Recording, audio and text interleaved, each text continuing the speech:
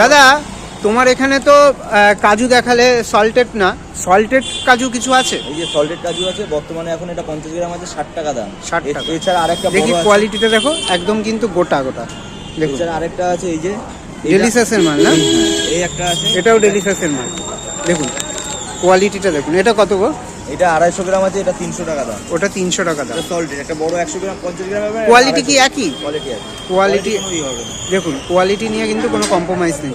দেখুন আর এইখানে কিসমিস রয়েছে না, এই কিসমিসের কেমন কি দাম রাখছে? কিসমিস এটা এখন যেহেতু কিসমিস অনেক মাঝে একটা প্রবলেমের জন্য কিসমিসের দাম বেড়ে গেছে প্রচন্ড। হ্যাঁ এই কিসমিসটা আছে আমার কাছে 250 গ্রামের 320 টাকা। আর এছাড়া যে একটু বড় যখনই নেবে তখনই দাম কম হবে। এটা আছে 500 গ্রামের আছে, এটার দাম পড়বে 300 টাকা, যেহেতু 600 টাকা কিলো।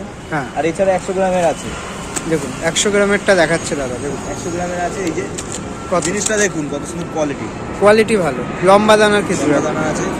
এইগুলো কত? এগুলো 65 টাকা 100 গ্রাম। 100 গ্রাম। এমনি লোকাল যেগুলো ছোট কিসমিস হয় সেগুলো পাইকারি তো 50 টাকা সহ এমনিই বিক্রি হয়। বিক্রি হয়, সেটা আগে হচ্ছিল 2 মাস 3 মাস আগে, এখন আর হবে না, এখন দাম বেড়ে গেছে।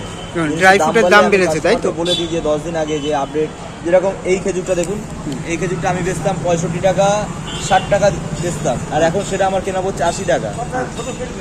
80 টাকা বিক্রি হচ্ছে, তো আমি এখন 70 টাকাও নিচ্ছি। দেখুন 70 টাকাও নিচ্ছে।